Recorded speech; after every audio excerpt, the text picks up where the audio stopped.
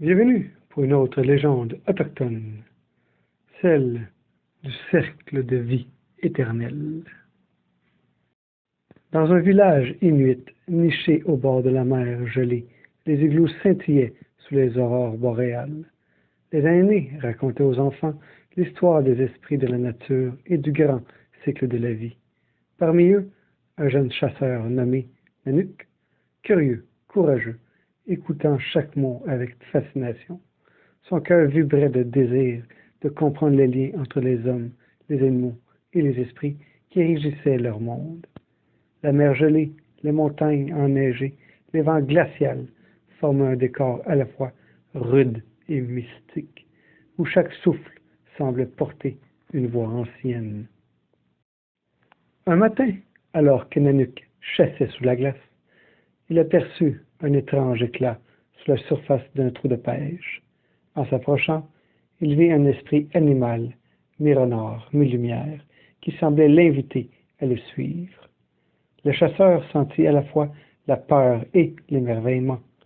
L'esprit lui révéla alors qu'il avait été choisi pour protéger le cercle de vie éternel, un cycle invisible qui garantissait la continuité de la vie et l'équilibre de la nature.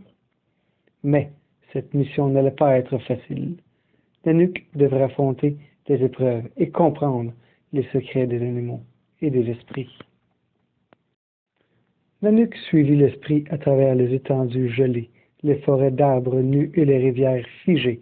Il rencontra un caribou majestueux, deux phoques malicieux et un narval mystérieux, chacun de lui transmettant une leçon: patience, courage, respect et harmonie avec la nature.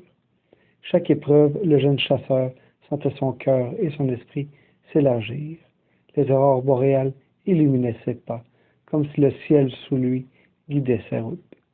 Peu à peu, il comprit que la vie n'était pas une succession d'événements isolés, mais un cercle où chaque action, chaque respiration et chaque lien comptaient. Quand Nanook revint au village, il avait changé. Il n'était plus seulement un chasseur, il était devenu le gardien du cycle de vie. Les enfants écoutaient avec admiration son récit, et les aînés reconnaissaient sa sagesse nouvelle.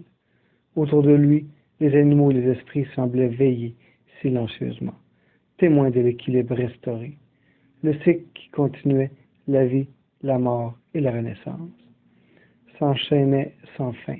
Et Nanook savait que son rôle serait de protéger ce cercle pour les générations futures, qu'il puisse marcher en harmonie avec la nature et les esprits.